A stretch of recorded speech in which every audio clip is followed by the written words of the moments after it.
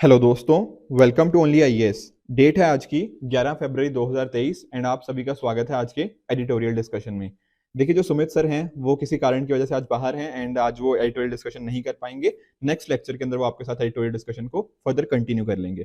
तो आज के सेशन के अंदर जो हम आर्टिकल्स डिस्कस करेंगे उसमें पहला आर्टिकल होगा लॉ एंड ऑर्डर मैट्रिक्स के रिगार्डिंग। ये एक इंपॉर्टेंट आर्टिकल है, इसको समझेंगे। साथ ही साथ हम एक टॉपिक डिस्कस करेंगे नॉलेज रिपब्लिक के बारे में। इसके रिगार्डिंग एक इंटरेस्टिंग आर्टिकल आया है जो जनरल स्टडीज पेपर 4 एथिक्स के लिए हमारा बहुत इंपॉर्टेंट हो सकता है, तो मेक श्योर कि आप उसको भी अच्छे से सुनिएगा।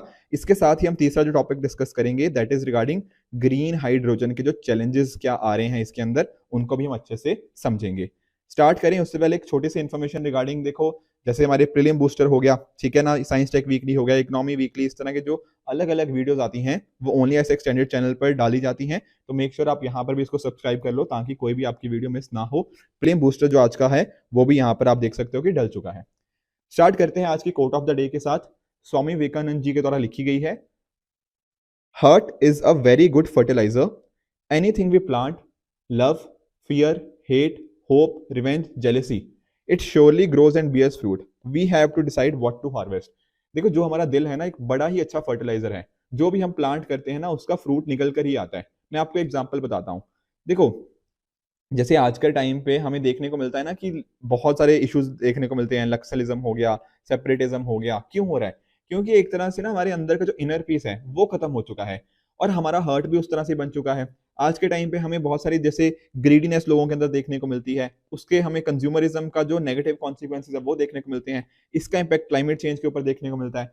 तो इस तरह से जो वायलेंस हो गया, थेफ्ट हो गया, करप्शन हो गया, रेप हो गया, जो सारे नेगेटिव इंस्टेंसेस हमें देखने को मिल रहे हैं, कहीं ना कहीं इनकी जो स्टार्टिंग है वो हमारे दिल से ही स्टार्ट हुई है। जो भी हम इसके अंदर प्लांट करते हैं उसका डेफिनेटली फ्रूट निकलता ही है। अगर हमें दुनिया के अंदर रिलीजियस हार्मनी को लेकर आना है, उसको प्रमोट करना है, उसके लिए जरूरी क्या है कि हमारे हार्ट के अंदर पीस हो, हमारे हार्ट के अंदर लव हो। अगर उसको हमने प्लांट किया डेफिनेटली फ्रूट आएगा।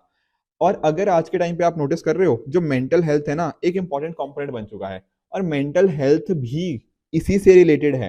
कैसे?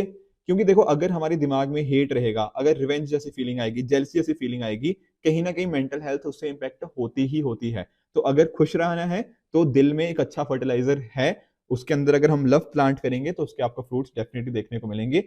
आप एग्जाम्पल ले सकते हो, हिटलर का देख सकते हो कि किस तरह से नेगेटिव कॉन्सिक्वेंसेज देखने को मिले हैं। Whereas on the other hand दुनिया में बहुत सारे ऐसे अच्छे लोग रहे हैं जिन्होंने अच्छी चीजें प्लांट करी एंड उसके फ्रूट्स भी उनको बहुत अच्छे देखने को मिले हैं। एक मैं थोड़ी सी पर्सनल स्टोरी आपके साथ शेयर करता हूँ। मेरे एक एक्चुअली फ्रेंड है, तो उन्होंने मुझे स्टोरी बताई थी, उनकी रियल लाइफ स्टोरी है। तो इस स्टोरी के अंदर क्या हुआ कि वो एक जगह पे गए, ठीक है, एक रेस्टोरेंट के ऊपर गए। तो वहां पर उन्होंने कुछ ऑर्डर किया, क्योंकि रेस्टोरेंट थोड़ा छोटा था। तो एक उन्होंने टेबल शेयर किया दो बच्चों के साथ जो ऑलरेडी वहां पे बैठे हुए थे। तो इस पर्टिकुलर जो दो बच्चे थे ये पिज्जा खा रहे थे बेसिकली। इन्होंने इनको ऑफर किया कि आप भी हमारे साथ इसको खाइए, ठीक है ना। तो आप नोटिस कर रहे हो कि जो बच्चे इस चीज के लिए कई महीनों से पैसे सेव कर रहे थे, थोड़े से पैसे सेव कर रहे थे, उन्होंने इनको ऑफर किया। तो इनके दिल में क्या थी? एक तरह की एम्पैथी थी, या रेदर आई शुड से एक शेयरिंग का भाव था। ऑन द अदर हैंड इन्होंने भी इस चीज को नोटिस किया एंड डेफिनेटली इन्होंने बाद में इनको कुछ ट्रीट्स, कुछ चॉकलेट्स वगैरह दी। तो ये क्या शो करता है? ये क्लियरली शो करता है कि जो भी चीजें हम अपने यहाँ पे प्लांट करते हैं, जिस भी तरह से अगर हम चाहते हैं कि प्यार को प्लांट करना, तो उसका फ्रूट डेफिनेटली देखने को मिलता है। तो इस तरह के छोटे छोटे इंस्टांसेस हमारी रियल लाइफ के अंदर भी देखने को मिल जाते हैं, जो क्या बताते हैं कि अगर हमें इस दुनिया को एक बेहतर दुनिया बनाना है, उसके लिए हर पर्सन को छोटे छोटे एफर्ट्स भी डेफिनेटली एक लॉन्ग टर्म के अंदर हमें एक अच्छा रिजल्ट दे सकते हैं। चलिए स्टार्ट करते हैं पहले आर्टिकल के साथ, जो कि है India must become a knowledge Republic. आप इसको जीएस पेपर 4 के इस पर्टिकुलर कंपोनेंट के साथ रिलेट कर सकते हो। देखो, आप सभी ने पॉलिटी के अंदर रिपब्लिक का मीनिंग पढ़ा होगा। रिपब्लिक एक ऐसी स्टेट को कहते हैं जहां पर जो लोग होते हैं या फिर उनके जो रिप्रेजेंटेटिव्स होते हैं उनके पास पावर होती है। कहने का मीनिंग, जैसे मोनार्की वगैरह का सिस्टम नहीं होता, यहाँ पर जो हेड ऑफ स्टेट होते हैं वो इलेक्टेड होते हैं। आप जानते हो ना, इंडिया के केस में जैसे हमारे प्रेसिडेंट साहब हैं, उनकी यहाँ पे बात हो रही है। तो नॉलेज रिपब्लिक क्या है? देखो, इसको थोड़ा हम समझते हैं। अभी रिसेंट कॉन्टेक्स्ट क्या था कि एक एनआरआई, जो प्रोमिनेंट एनआरआई है, उनके द्वारा बोला गया है कि इंडिया को वर्क करना चाहिए नॉलेज रिपब्लिक बनने की तरफ। तो देखो, नॉलेज का ना बहुत ही इंपॉर्टेंट रोल है इंडिया के आने वाले फ्यूचर के अंदर। अब नॉलेज ये शो करती है कि कैसे हमने अभी तक क्या क्या सीखा है, आने वाले टाइम के अंदर हम क्या सीख सकते हैं और किस डायरेक्शन में हमारी कंट्री को लेके जाना है। जैसे फॉर एग्जांपल, हमारी इकोनॉमी हो गया, हमारी सोसाइटी हो गया, या फिर डिप्लोमेसी के अंदर भी इसका इंपॉर्टेंट रोल बन जाता है। तो कहने का पॉइंट क्या, अगर हमें इंटरनेशनल रिलेशंस को आगे प्रमोट करना है, कंट्रीज के बीच में अच्छे रिलेशंस लेकर आने हैं, तो नॉलेज, एक काफी नॉलेज पब्लिक बनना एक काफी इंपॉर्टेंट रोल प्ले करेगा। एक तरह का नेशनहुड का भी यहाँ पे हमें एग्जाम्पल देखने को मिलता है। साथ में ही अगर हम बात करें तो हमारे डिफरेंट डिफरेंट देखो प्रायोरिटीज हैं। जैसे फॉर एग्जांपल अगर आप नोटिस करोगे, जब हम स्वतंत्र हुए, जब इंडिपेंडेंस हुआ, उसके जस्ट बाद ही क्या हुआ, हमारे पास कुछ रिसोर्सेज का कंस्ट्रेंट था। मतलब कि हमारे पास बहुत ही कम रिसोर्सेज थे, ठीक है। हमारे पास जैसे पॉवर्टी थी उस टाइम पर, मतलब इलिटरेसी काफी ज्यादा थी, इस तरह के इश्यूज हमें उस टाइम पे देखने को मिले थे। साथ ही साथ हमारी इकोनॉमिक ग्रोथ भी काफी कम थी। तो ये सारे इश्यूज के टाइम, उस टाइम पर हम एक नॉलेज पब्लिक तरफ नहीं बढ़ पाए, क्योंकि बाकी उस टाइम पर बाकी और इश्यूज को टैकल करना था। पर आज के टाइम पर हमारे पास एक अच्छी खासी अपॉर्चुनिटी है कि हम इसकी डायरेक्शन में मूव करें। सर वो कैसे, उसके पीछे का रीजन है इंडिया की यंग डेमोग्राफिक प्रोफाइल। अगर आप इंडिया को नोटिस करोगे ना, तो इंडिया के पास एक बहुत अच्छा खासा यूथ है। यूथ कहने का मीनिंग कि जो आप नोटिस करो, जो जो वर्किंग एज पॉपुलेशन है, जिसको हम बात करते हैं ना डेमोग्राफिक डिविडेंड की, ये जो हमारा पास यूथ है, अगर हमने इनके पास अच्छे स्किल्स दे दी, अच्छी हेल्थ और अच्छी एजुकेशन दे दी, तो डेफिनेटली क्या होगा, ये इंडिया की इकोनॉमिक ग्रोथ के अंदर कंट्रीब्यूट कर पाएंगे। अगर हम बात करेंगे ना यूनाइटेड नेशन पॉपुलेशन फंड की, तो उसके हिसाब से नोटिस किया जाएगा कि 2060 के आसपास तक ना इंडिया के पास बहुत अच्छी अपॉर्चुनिटी है। इसको क्या बोलते हैं हम, विंडो ऑफ अपॉर्चुनिटी। अगर हमने इस अपॉर्चुनिटी का अच्छे से यूटिलाइजेशन कर लिया, तो हम देख सकते हैं कि आने वाले टाइम्स के अंदर हमारी जीडीपी ग्रोथ रेट काफी ज्यादा तेज रहेगी। इसके साथ ही आप नोटिस करो कि दुनिया में बहुत सारे इश्यूज हैं। जैसे फॉर एग्जांपल आजकल के टाइम पर बहुत सारे इकोलॉजिकल क्राइसिस देखने को मिल जाते हैं। दुनिया में इनइक्वालिटी काफी ज्यादा है, कुछ लोग बहुत ज्यादा अमीर हो रहे हैं, कुछ लोग बहुत ज्यादा गरीब हो रहे हैं। ऊपर से जैसे जैसे थोड़ा हम ग्लोबलाइजेशन हो गया, अर्बनाइजेशन हो गया, इसकी तरफ बढ़े हुए हैं, साथ में ही क्या इश्यूज भी आए हैं हमारे साथ, डिप्रेशन जैसे केसेस हो गया, लोनलीनेस, ठीक है, अकेलेपन हो गया। एंड उसकी वजह से अभी मैं डिस्कस कर रहा था, जैसे मेंटल हेल्थ जैसे इश्यूज मेजरली इमर्ज हो रहे हैं। इसके साथ ही हम मूव कर रहे हैं ऑटोमेशन की तरफ, ठीक है ना। ऑटोमेशन से क्या हो रहा है, मशीन आगे बढ़ गई हैं और ह्यूमन पीछे रह गए हैं। तो इस तरह की डेवलपमेंट के अंदर इंडिया एक बहुत ही रिस्पॉन्सिबल पावर की तरह वर्क कर सकता है, और जो ग्लोबली एफर्ट लिए जा रहे हैं इसके अंदर, वहां पर इंडिया भी बहुत अच्छे से कंट्रीब्यूट कर सकता है। अब देखो इंडिया के पास पावर क्यों आती है, कहां से पावर आती है, एक तरह की सॉफ्ट पावर भी कह सकते हो। तो इंडिया की ना सिविलाइजेशन हिस्ट्री ही थोड़ी इस तरह से रही हुई है। जैसे फॉर एग्जांपल आप नोटिस करो, इंडिया में गुरुकुल सिस्टम चलता आया है, ठीक है ना, जहां गुरु और शिष्य की प्रथा थी।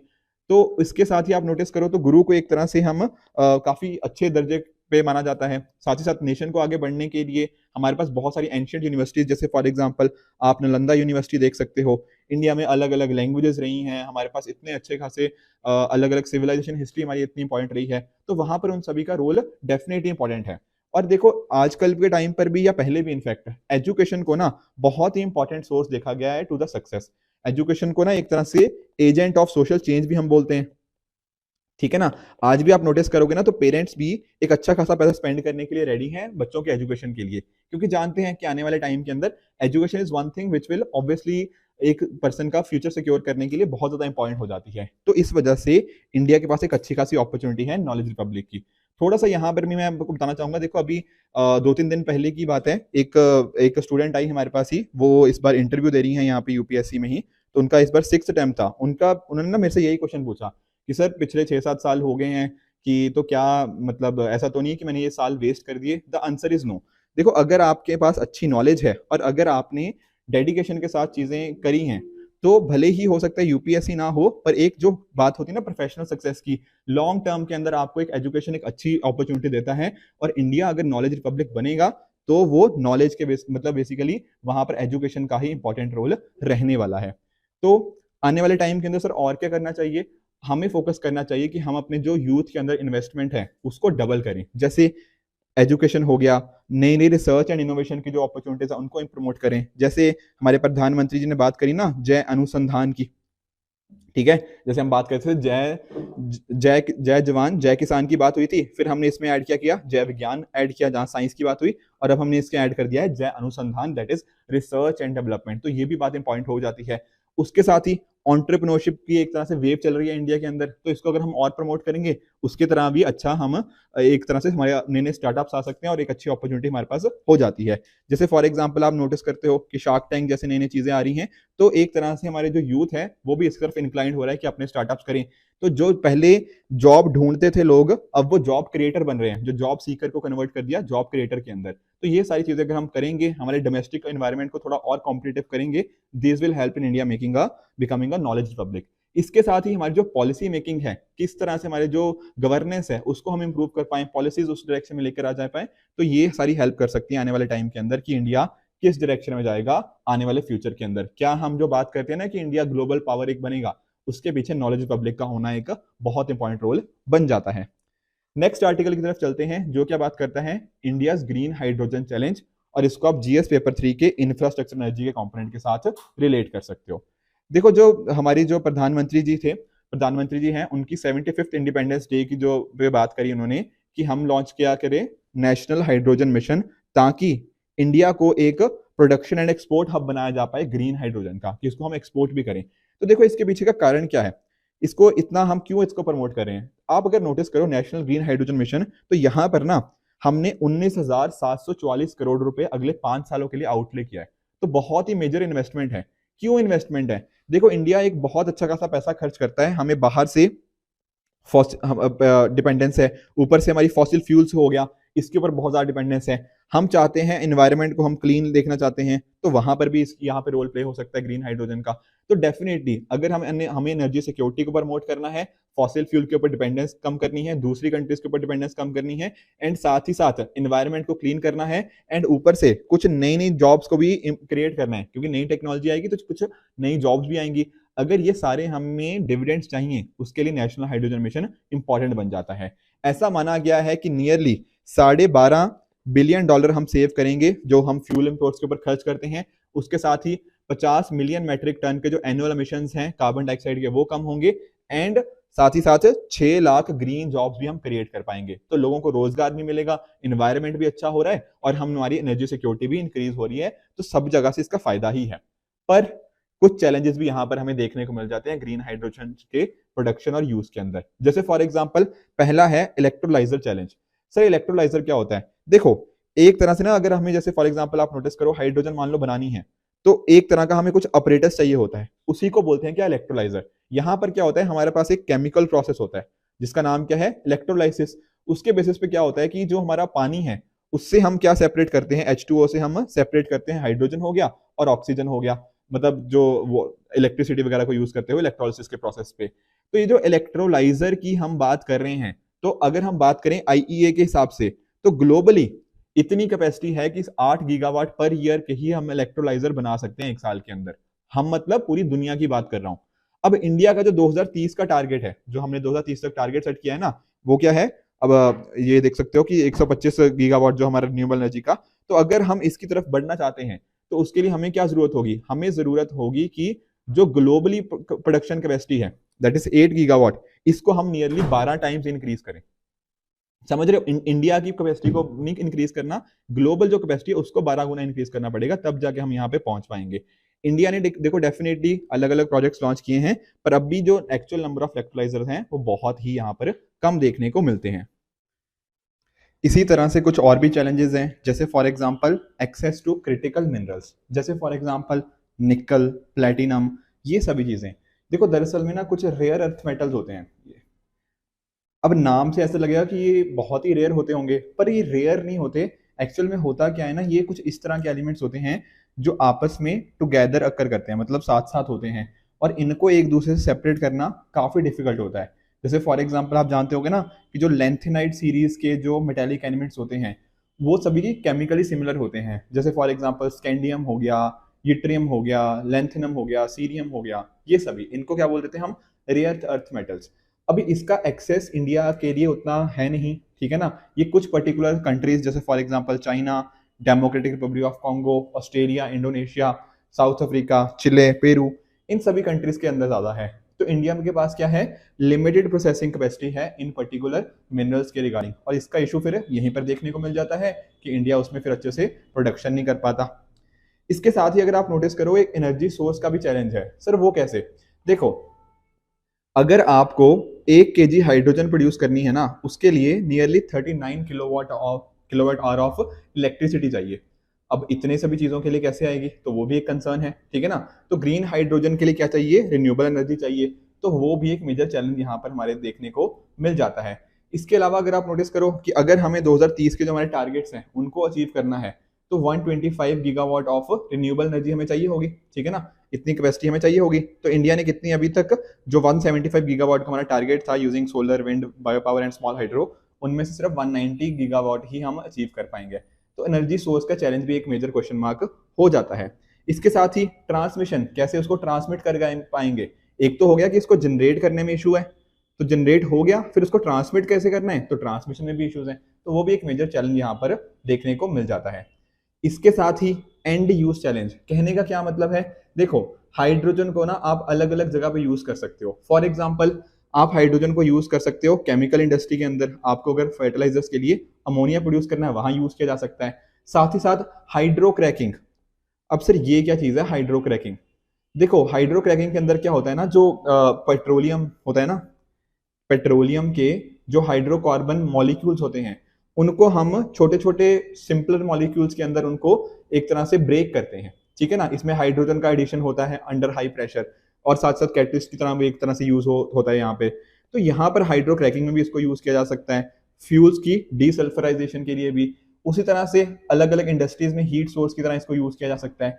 अब इतनी सभी जगह पे इसको यूज तो किया जा सकता है, पर किस तरह से एक जगह से जो हम कन्वर्ट कर रहे हैं उसको दूसरी जगह में कैसे कन्वर्ट किया जाए, ये क्वेश्चन मार्क है। कहने का पॉइंट क्या है, यूज भले ही अलग अलग जगह में किया जा सकता है, पर इनकी कन्वर्जन एफिशिएंसी एक क्वेश्चन मार्क हो जाती है कि आप यहां पर यूज कर रहे हो वर्सेस वहां पर यूज कर रहे हो, तो बीच में कुछ कनेक्टिविटी चाहिए ना, तो कनेक्टिविटी के ऊपर कई बार क्वेश्चन मार्क उठ जाते हैं।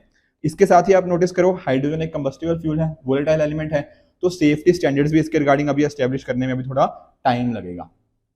इसके अलावा पानी का भी एक समस्या है, वो कैसे सर, देखो अगर आपको इसको प्रोड्यूस करना है ग्रीन हाइड्रोजन, तो approximately 50 billion litre of demineralised water supply required होगी। अब इंडिया में तो सर बहुत सारे ऐसे एरियाज हैं जहां पर पहले से पानी की इश्यूज हैं। आप अगर नीति आयोग की अलग अलग रिपोर्ट्स पढ़ते हो, जैसे for example composite water management index, तो उसमें कई बार लिखा हुआ है कि इंडिया की बहुत सारी सिटीज में पानी का कंसर्न है। अब ऊपर से हम यहाँ पर अगर मूव कर जाएंगे तो ये तो और समस्या को और बढ़ाएगा, ठीक है। तो काम करना क्या है, काम यही करना है कि हमें तो देखो एक जो हमारे इलेक्ट्रोलाइजर्स हैं इनकी मैन्युफैक्चरिंग कैपेबिलिटी को इंक्रीज करना है, अपनी एक्सपर्टीज को बिल्ड करना है, ठीक है। दूसरी कंट्रीज के साथ अपने पार्टनरशिप को इंप्रूव करना है, ताकि ये जो क्रिटिकल मिनरल्स, अभी रेयर अर्थ मेटल्स की बात करी ना, इनको हम वहां से ले पाए। टेक्निकल वायबिलिटी देखनी पड़ेगी कि इनको हम कैसे यूज कर पाएंगे, एंड अकॉर्डिंगली हम क्या कर सकते हैं, जो ग्रीन हाइड्रोजन हब्स हैं उनको हम यहाँ पे क्रिएट किया जा सकता है, ताकि जो इंडस्ट्री लीडर्स हो गए, ऑर्गेनाइजेशन हो गए, उनके साथ एक तरह की कोलेबोरेशन हो, एंड नेशनल गवर्नमेंट के साथ साथ हमारे जो स्टेट गवर्नमेंट्स हैं वो भी साथ में काम करें। अकॉर्डिंगली उस तरह के हम ग्रीन हाइड्रोजन हब्स को हम बना सकते हैं, ठीक है। तो ये सारी चीजें अगर हम करेंगे तो डेफिनेटली आने वाले टाइम के अंदर हम एक्सपेक्ट कर सकते हैं कि इंडिया ग्रीन हाइड्रोजन के अंदर एक अच्छा काम करेगा।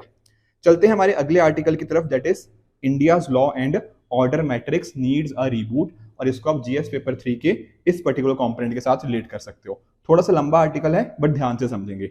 देखो यहां पर ना अभी क्या बात हुई है, रिसेंटली एक कॉन्फ्रेंस हुई, किसकी, यहाँ पर डायरेक्टर जनरल्स थे, ठीक है, जो या फिर इंस्पेक्टर जनरल ऑफ पुलिस, जो आईजीपीस होते हैं, डीजीज होते हैं, तो उनकी एक मीटिंग हुई।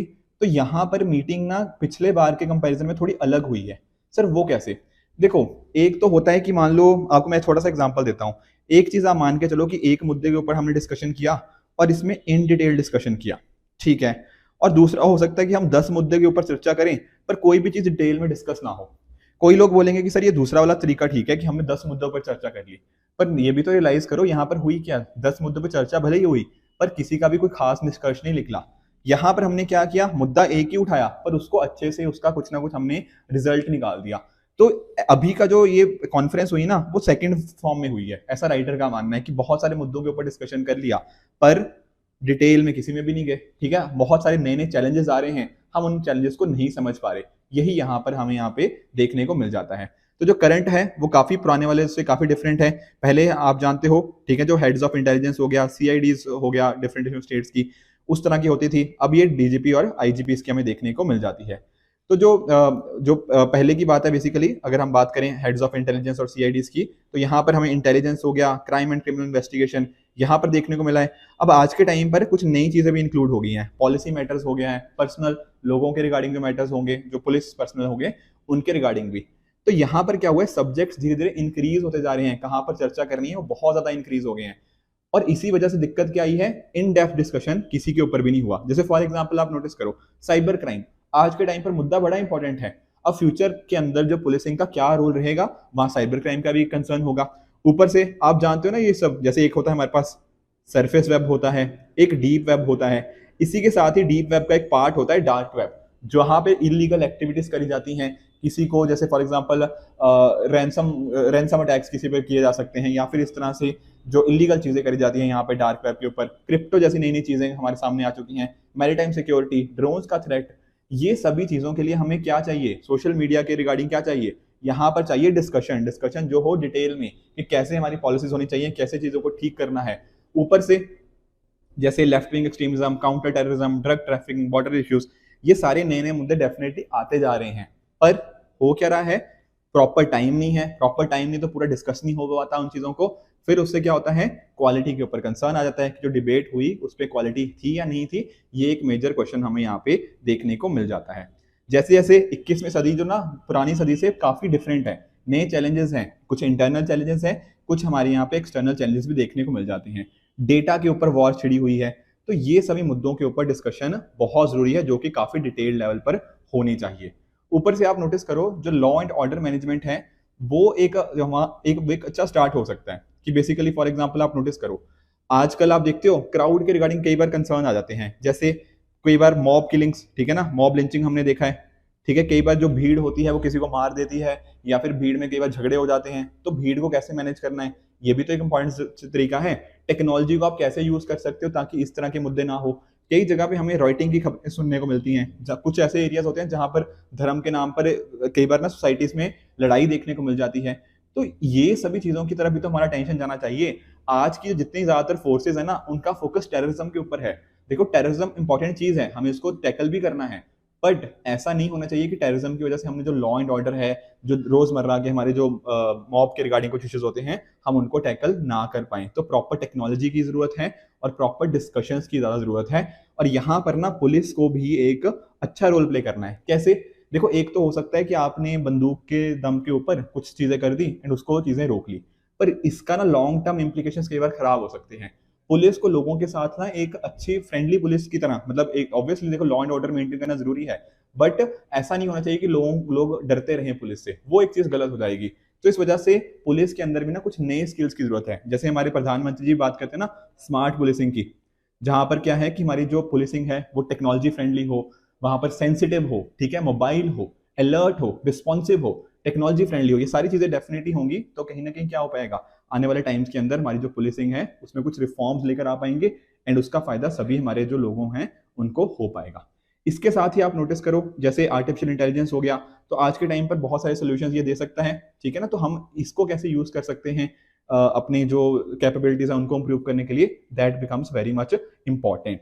इसके अलावा आप नोटिस करो, कई बार ऐसा होता है कि हमारे पास कुछ एजेंसीज हैं जो सेंट्रल लेवल पर हैं, कुछ स्टेट लेवल के ऊपर है, स्टेट पुलिसिंग है।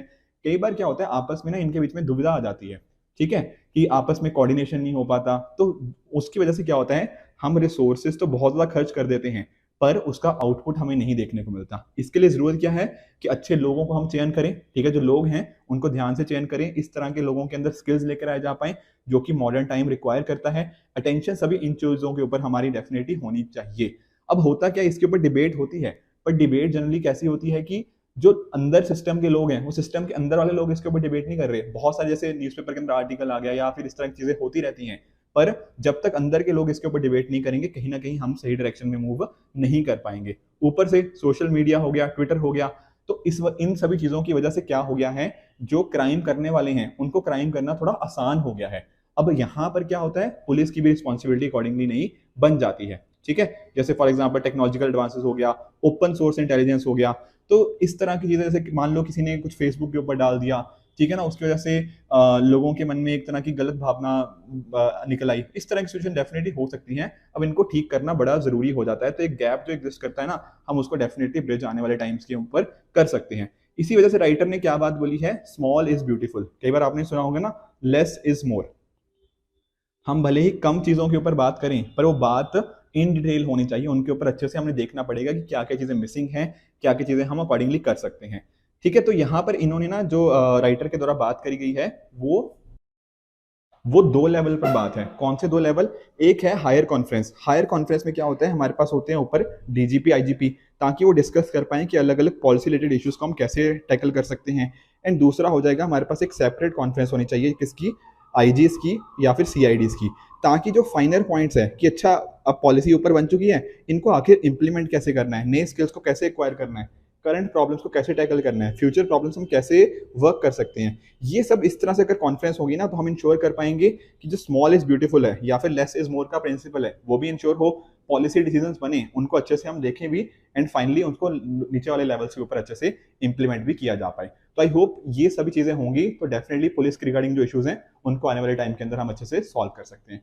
तो ये थे आज के तीनों आर्टिकल। आई होप आपको सारे आर्टिकल अच्छे से समझ आए होंगे। इसी तरह से आप भी अपने एंड पे हार्डवर्क करते रहिए। Goodbye and good luck.